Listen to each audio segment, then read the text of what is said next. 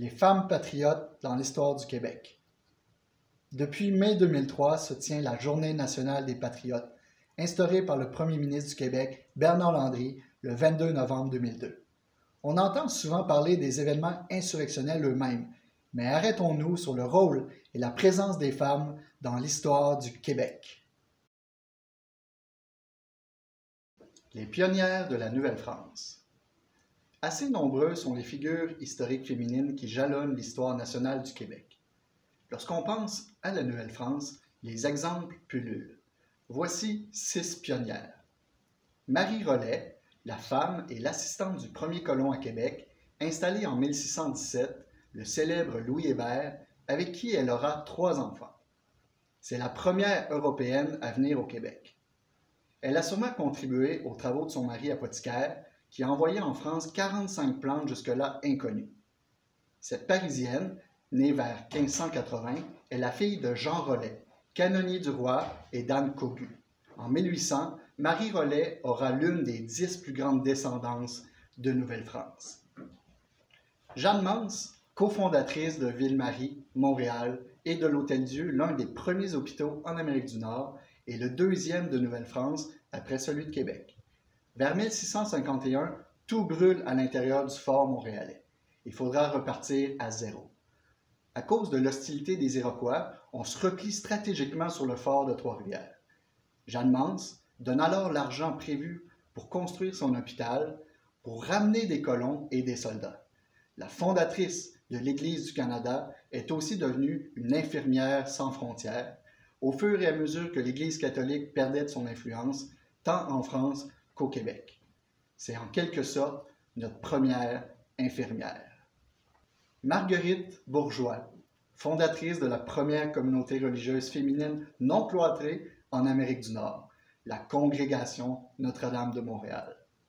Jusqu'en 1671, Marguerite Bourgeois et sa congrégation des Sœurs sont mal vues par Monseigneur François de Montmorency de Laval. Pourtant, leur mission est simplement d'enseigner et d'éduquer. Marguerite Bourgeois est la première enseignante de Montréal dans une école ouverte en 1658. Elle sera au premier plan des efforts qui sont faits pour éduquer les pauvres, particulièrement les filles et les femmes. L'éducation est gratuite et pour tous. Elle décède à Montréal en 1700 à l'âge de 79 ans. Elle devient sainte en 1982. Elle est fêtée le 12 janvier.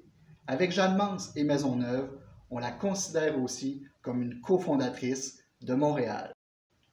Marie Guyard dit Marie de l'Incarnation, une mystique ursuline qui fonda le premier couvent d'enseignement féminin en Amérique. En 1645, Marie de l'Incarnation souhaitait l'union de toutes les congrégations d'Ursulines françaises. Son rêve s'est réalisé seulement en 1953. Fidèles à l'esprit missionnaire de leur fondatrice, les Ursulines québécoises ont essaimé au Japon en 1935 et en Amérique du Sud en 1961. Marie-Madeleine Jarret de Verchères, qui défend le fort courageusement contre une attaque ennemie. En 1692, la population totale est alors de 12 400 habitants. Les forteresses s'élèvent dans les 45 seigneuries de la fin du 17e siècle.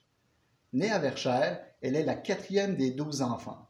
Certains des membres de la tribu iroquoise avaient tué 2 de ses frères, ainsi que 2 beaux-frères à la même époque. Il semblait s'acharner sur sa famille. Sa mère avait également dû se défendre.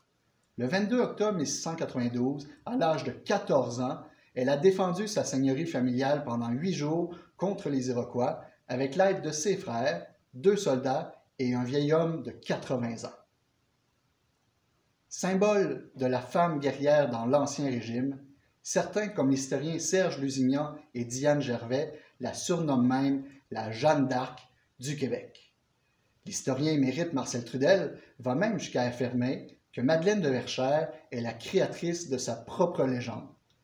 L'histoire souligne qu'un nombre surprenant de prêtres assistaient à ses funérailles, c'est-à-dire 55 ans après l'épisode, elle avait encore une certaine aura. Femme déterminée, Madeleine est présente à tous les plans, familial, seigneurial, ecclésial, juridique, économique et militaire. Son acte héroïque est depuis longtemps commémoré, dont la statue du sculpteur Louis-Philippe Hébert, inaugurée le 21 septembre 1913 sur la rive sud du fleuve Saint-Laurent à Verchères, à côté du moulin Banal. D'ailleurs, cette statue serait le plus gros bronze en incluant tout le Canada. La première personne née en Nouvelle-France qui soit devenue candidate à la canonisation est Marie-Marguerite Diouville, fondatrice des Sœurs Grises, qui a été béatifiée en 1959. Marguerite Dufros de Lajemeraie, veuve de François Youville, et trois dames qui l'aident dans ses activités auprès des pauvres, choisissent de se consacrer entièrement à cette tâche en accueillant toute personne dans le besoin. Selon les témoignages des premières sœurs, cette consécration se fait secrètement le 31 décembre 1737. Il faut savoir qu'à cette époque, en Nouvelle-France, il n'est pas permis de fonder une communauté religieuse. Les communautés existantes viennent de France et dépendent financièrement du roi, ce qui explique qu'on ne souhaite pas ajouter une charge financière à l'État. À l'époque, personne ne s'occupe des femmes en difficulté. Certaines sont infirmes, veuves et sans soutien familial. Il s'agissait d'un problème grave, puisque l'hôpital général n'était réservé qu'aux hommes. Ce n'est pas un hasard que la première personne accueillie par Marguerite Diouville à l'automne 1737 est une sexagénaire aveugle, la veuve Françoise Ozon.